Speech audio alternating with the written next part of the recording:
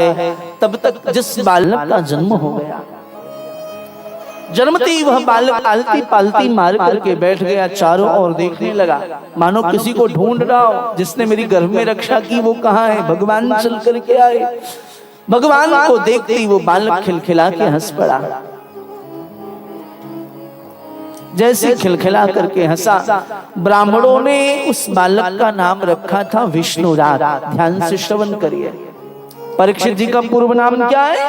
प्रथम नाम विष्णुराज, लेकिन भगवान ने उस बालक का नाम रख दिया परीक्षित। बोले तुम सबकी परीक्षा ले रहे थे, नाम हो गया परीक्षित। बाद में भगवान ने प्रोत्साहन किया है।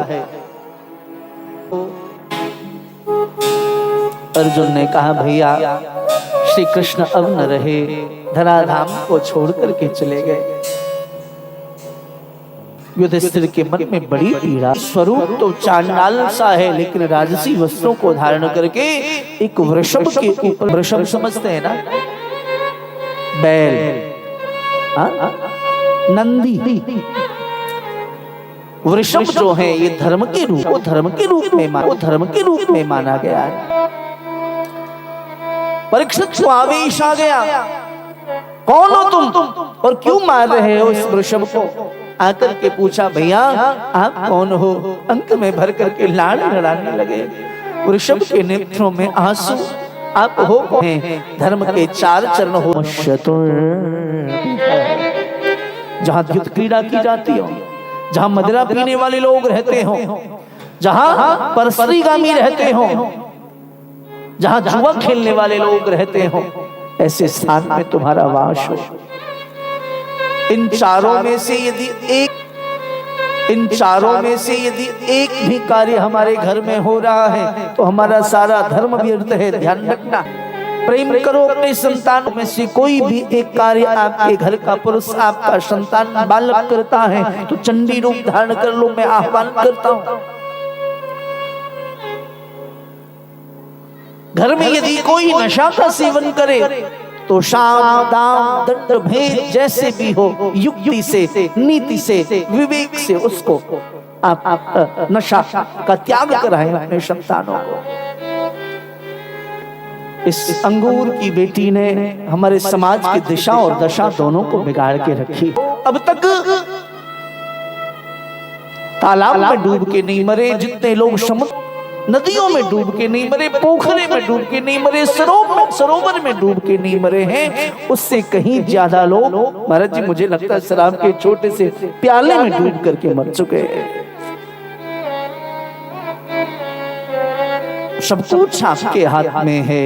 नारी चाहे तो घर को स्वर्ग का द्वार बना दे, नारी चाहे तो घर को नरक का अड्डा बना दे। यत्र नारीस्तु पूज्यन्ते रमन्ते तत्र देवता। अपने संतानों को चरित्रवान बनाइए। रोज 10 मिनट बैठ करके चरित्र का बोध कराइए। नशा का सेवन न करे ऐसा प्रयास करिए। एक बार ये गंदी आदत लग जाती है ना, फिर चाह करके भी आप नहीं छुड़वा सकते। देश में सर्वत्र तो यह अवस्था है, लोग नशा का सेवन करते हैं, लेकिन यह पौराणिक भूमि पंजाब की यहाँ की स्थिति जब देखता हूँ तो बड़ी पीड़ा होती है। क्या हो गया है हमारे युवानों को, पंजाब के युवानों को? इतनी धार्मिक भूमि, पौराणिक भूमि हमें जा रहा है। थोड़ा सा हम चिंतन करें और कुछ नहीं न दें अपने संतानों को। नहीं दोगे मकान, वैभव, गाड़ी, बंगले तो चलेगा, लेकिन यदि संस्कार के जल से संचित नहीं करोगे तो फिर नहीं चलेगा। इस बात को याद रखना। 4 स्थान दिया, बोले इसमें तुम्हारा वास हो। कलयुग ने कहा कोई बढ़िया भी दे दीजिए, बोले जाओ सोने में तुम्हारा वास हो। गीता जी में भगवान कहते हैं धातु नाम अस्मि कांचन, स्वर्ण में मेरा वास है, लेकिन यहाँ कलयुग को दे दिया। देखना सोना 2 प्रकार का है। एक स्वर्ण वह जो श्रम करके क्रय की गई हो, उसमें भगवान रहते हैं। हिरण्यवर्णाम हरिणी, ऋग्वेद कहते हैं सुवर्ण रजत स्रजाम चंद्राम हरणमयीं लक्ष्मी जात वेदोम आवह। लक्ष्मी की उपासना स्वर्ण के मध्य में की जाती है। और भगवान के विषय में भी शुक्ल यजुर्वेद भगवान कहते हैं भगवान कौन है? बोले हिरण्यगर्भः समवर्तताग्रे भूतस्य जातः बदरीक आसीत् चदाधार पृथ्वी यामतई माम तस्मै देवाय हविखा विधेम। भगवान हिरण्यगर्भ है। खैर 4 स्थान दिया, जाओ इसमें तुम्हारा वास हो कह करके गए थे। आज अपने क्या बोलते हैं उसको, खजाने को खुलवाया। खजाने के द्वार को एक सुंदर मुकुट देखा, आकर्षक मुकुट पहन लिया। अब जैसे मुकुट पहना मन में भावना जगी, चलो शिकार खेली जाए। चूंकि वो मुकुट छीन करके लाया गया था जरासंध से भीम के द्वारा, और छीने गए मुकुट में किसका वास होगा? कभी जाते नहीं, शिकार के लिए गए खेलने, प्यास लगी चारों ओर जलने। ऋषि समीप का आश्रम, महाराज जी जल ले दो, समाधि में नहीं सुन सके। ओहो बाबा जी राजा को प्रभावित करने के लिए समाधित होने का ढोंग कर रहे। सज्जनों, एक मरा हुआ तक्षक उठाया, गले में डाल दिया। शमीम के पुत्र का नाम है शिंगी। यूं ही क्रोधी स्वभाव के पिता का अपमान बर्दाश्त न कर सके, हाथ में जल दिया, साफ दे दिया। ये तक्षक 7वें दिन डसने का मृत्यु हो जाएगी परीक्षित तुम्हारी। रोने लगे, बेटा क्यों रो रहे हो?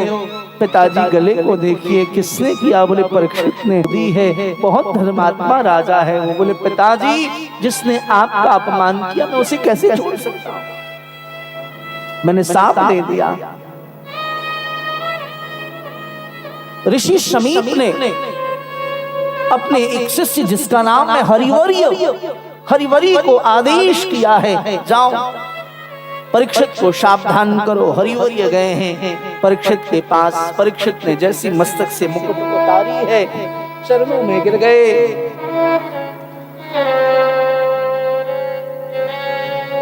ठाकुर जी के जिन हाथों ने अब तक संतों की सेवा की, जो मस्तक संतों की सेवा में रहे,